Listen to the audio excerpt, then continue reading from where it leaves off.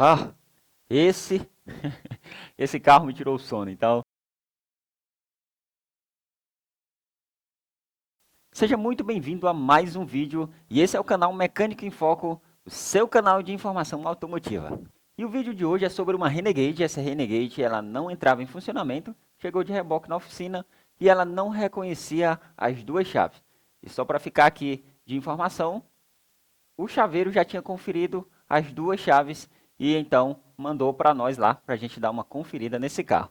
Ah, e como você me acompanha nas redes sociais, esse diagnóstico você já viu que foi muito estressante e muito chato. Depois de fazer a entrevista com o cliente, eu já comecei a fazer o diagnóstico nesse carro. E como sempre, de costume, uma das primeiras coisas que eu fiz foi passar o scanner e conferir ali os códigos de falha que estavam no sistema. E de cara eu já percebi que tinha muitos códigos de falhas, como você pode ver na tela. E a maioria desses códigos são relacionados a BCM e também ao módulo da radiofrequência. E para quem não sabe, BCM é o módulo de controle da carroceria, e uma de suas funções é controlar o sistema elétrico do carro. Já o módulo da radiofrequência, ela tem a função de reconhecer a chave e também de reconhecer os sensores de pressão de pneus, sensores TPMS, e como o próprio nome já diz, módulo de radiofrequência. Como esses componentes que eu acabei de mencionar trabalham por frequência, esse módulo é responsável por fazer isso. Depois que eu dei uma conferida nos códigos de falha, aqui já começa a linha de raciocínio. Será que esses códigos são reais do problema? Como assim, Damião? Por exemplo, como esse carro ele veio de outro lugar, isso também fica a dica para você, se você recebeu um carro de outro lugar, será que esses códigos que estão aqui, eles são reais do problema ou esses códigos foi depois que o carro ele estava em outra oficina? Na verdade, depois que alguém mexeu no carro. Porque simplesmente a pessoa ela pode desligar alguns sensores, alguma coisa ali, e pode ficar gravado alguma falha no sistema. Então aí, eu fiz o quê? Uma das primeiras coisas que eu faço, eu gero o relatório, pego esse relatório, eu guardo, e depois eu apago todos os códigos de falha, e aí eu vejo quais são os que vão voltar. Mas sempre lembre-se de guardar os códigos de falha inicial. É muito importante. Lá na frente você vai entender o porquê. Depois que eu apaguei os códigos de falha, ficou alguns códigos relacionados ainda a BCM e também ao módulo da radiofrequência. E o interessante é que esse carro, quando eu ligava a chave de ignição, acendia o painel, mas mesmo eu pisando no freio, ele não dava partida, ele apenas ligava a ignição. Por isso foi possível fazer um novo escaneamento. Depois de passar o scanner no carro, eu prossegui com os testes. Fiz o teste ali de carga da bateria e também eu fiz o teste de aterramento e estavam tudo normal. E uma das coisas que você não deve esquecer, e se você tiver na oficina, é colocar o mantenedor ali na bateria para você não ter problema relacionado à queda de tensão na hora de estar fazendo o seu diagnóstico. Outra coisa que eu fiz, depois que eu fiz o teste de carga, foi conferir ali todos os fusíveis. Afinal, uma tarefa simples. Conferir ali para saber se não tinha algum queimado. E também estava tudo normal, sem sucesso. Como eu fiz o básico ali no começo, esse diagnóstico primário, agora era a hora de mergulhar na literatura técnica, ou seja, no diagrama elétrico. E os diagramas que eu precisei foi alimentação elétrica da BCM, diagrama elétrico dos conectores, diagrama elétrico da radiofrequência, do módulo da radiofrequência, diagrama elétrico da rede de comunicação, afinal também tinha algumas falhas ali relacionadas à rede CAN, e diagrama elétrico do botão do Start, do botão de Start-Stop ali, que é o que a gente usa para colocar o carro em funcionamento. Comecei fazendo o teste de alimentação elétrica da BCM, como você pode ver no diagrama, que eu vou mostrar agora na tela. Eu tenho ali alguns positivos e também já vi os negativos. E os positivos que vinham dos fusíveis estavam normais. E o negativo também estava normal. E aqui eu já te passo outra dica. Se você tiver aquela caneta caseira que tem na ponta uma lâmpada, isso, aquela mesmo, você pode estar usando para saber a integridade das alimentações.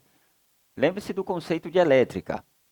Só tem circulação de corrente quando eu tenho um consumidor ligado. E aquela lâmpada, ela vai puxar a corrente, ela vai forçar a corrente a circular. E aí você vai saber se tem ali uma corrente íntegra, uma tensão normal. Como as alimentações estavam normais, que vinham dos fusíveis, eu parti para o próximo passo. Foi testar as alimentações que vinham do botão para a BCM, que são a linha 30, linha 15 e linha 50. E só para refrescar a sua memória, a linha 15 é uma alimentação pós-chave, ou seja, a alimentação que ela aparece quando você liga a chave de ignição. Já a alimentação linha 15, linha 15 não, a linha 50, é a alimentação na hora que você dá a partida no carro. E Linha 30 é a alimentação direta. Independente se a chave está ligada ou não, você tem que encontrar positivo. Essa é a linha 30. E durante o teste dessas alimentações, as coisas começaram a clarear um pouco. Comecei a ter um norte ali do que estava acontecendo. E por incrível que pareça, o carro ele começou a ficar estranho, porque quando ele chegou na oficina, eu apenas ligava a chave de ignição, ele não dava partida.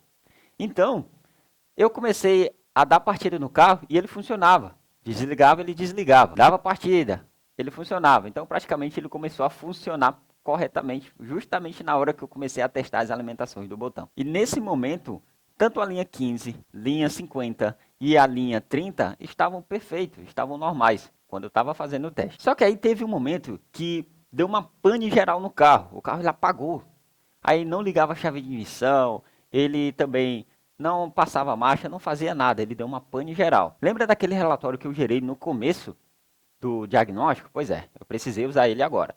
Depois disso, depois de um bom tempo, eu liguei a chave de ignição, ela ligou e eu resolvi passar o scanner novamente e tinha vários códigos de falha novamente. E o que eu fiz? Peguei o relatório inicial que eu tinha no carro e peguei o relatório atual. E aí eu comparei código por código. E por incrível que pareça, eram os mesmos códigos.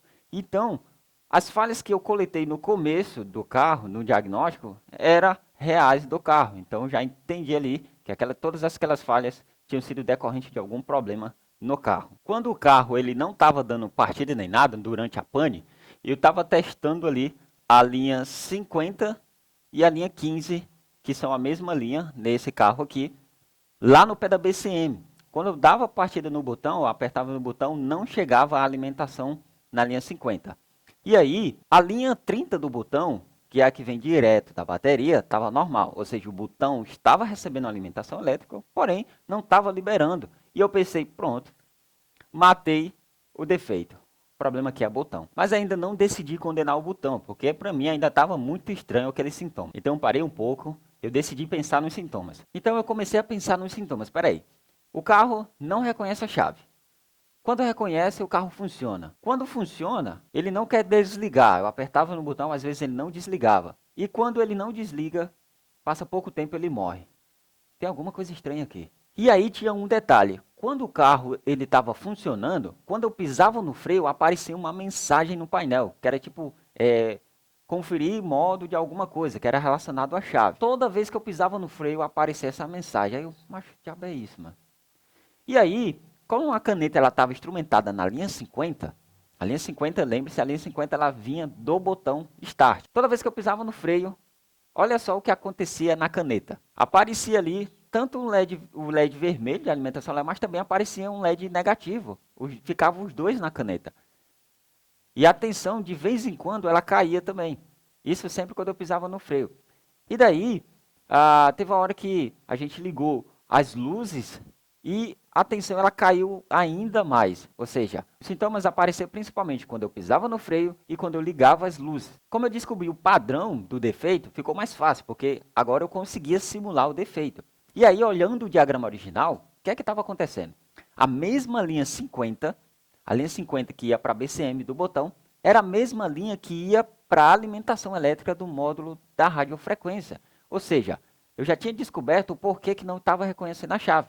Porque quando a linha 50 caía, a alimentação do módulo da radiofrequência também caía. E daí dava problema de que não reconhecia a chave. Afinal, o módulo ele precisa de alimentação para funcionar. E apesar de a minha mente estar clareando, a minha mente também ficou muito embaralhada, porque ali eu fiquei mais confuso. Ué, o que é que está acontecendo?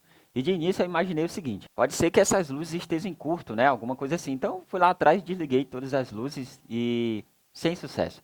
Então eu decidi monitorar a linha 50, que vinha do botão, e também a linha 30, tanto do botão como da BCM. Então, eu precisei usar outra caneta de polaridade. E aí, quando a linha 50 caía, a linha 30 da BCM estava perfeito, estava perfeitamente normal. Então, eu sabia que o problema estava só ali. A parte de alimentação não estava interferindo em outros lugares da BCM. E antes de mais nada, se você gosta desse tipo de conteúdo, deixa o seu like aqui e comenta a sua opinião, que isso ajuda muito o canal. Isso que eu estou falando aqui, eu sei que está nesse vídeo, mas isso foi durante uns 5 dias mais ou menos. E aí, mais uma vez, sem entender o que estava acontecendo ali, porque vem muitas coisas na mente, eu parei um pedaço, peguei os códigos de falha e fui olhar um por um.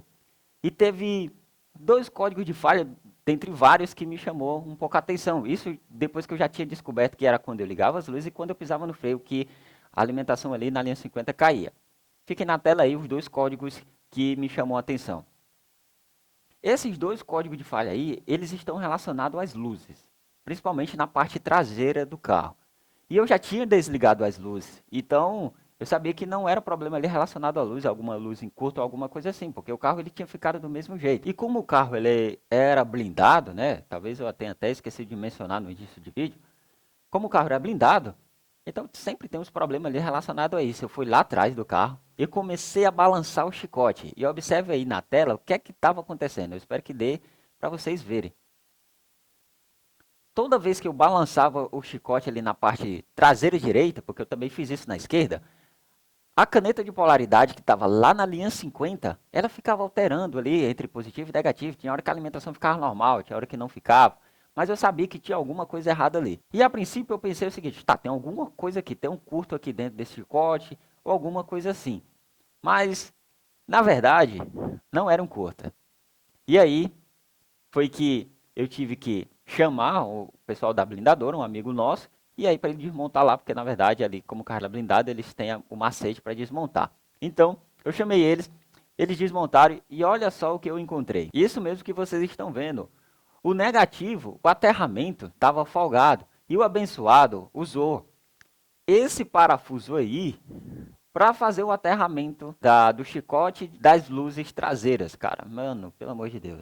Então, toda vez que eu balançava o chicote ali, dava um problema relacionado à linha 50. Então, depois de desmontar, eu removi ali o massa daquele lugar, peguei o massa que estava ali de forma errada, coloquei no lugar original do carro, coloquei no lugar, num parafuso que era da carroceria mesmo, e não era colocado, e aí o problema ele foi resolvido. Por incrível que pareça, era um problema relacionado a aterramento traseiro. E sempre quando a gente descobre um defeito assim, fica parecendo fácil, né? Você deve pensar, Damião, mas você poderia ter feito isso, poderia ter feito aquilo, não sei o que e tal. E mesmo conversando, olhando o diagrama original, conversei com alguns amigos, conversei com suporte aí de algumas plataformas, e mesmo assim ainda a gente não estava entendendo o porquê que aquele negativo ele estava interferindo só na linha 50. Porque afinal aquele negativo ele também acredita que deve ir para a BCM. E olha que eu fiz o teste de negativo da BCM. E como eu expliquei, estavam todos normais. A única linha que caía era a linha 50. E olha só, a princípio eu pensei que o defeito estava no módulo da BCM e também no módulo da radiofrequência, cara. Os códigos de falha estavam apontando para isso. Mas na verdade, mesmo ainda não entendendo o que estava acontecendo, eu decidi não condenar nem o botão, nem a BCM, nem o módulo da radiofrequência. E o problema era elétrico, ou seja, o problema ele foi colocado, ele foi implantado no carro. Então, pegou o carro blindado, muito cuidado. Esses carros eles dão muito problema. E nesse carro que ele tinha 4 pontos de aterramento, traseiro direito, traseiro esquerdo, dianteiro esquerdo, dianteiro direito. Tinha também os pontos de aterramento relacionados às luzes, tá? Esse esse carro me tirou o sono. Então, eu espero que você tenha aprendido alguma coisa com esse vídeo, que tenha sido útil. E muito obrigado por você ter assistido até aqui. Eu te vejo no próximo vídeo.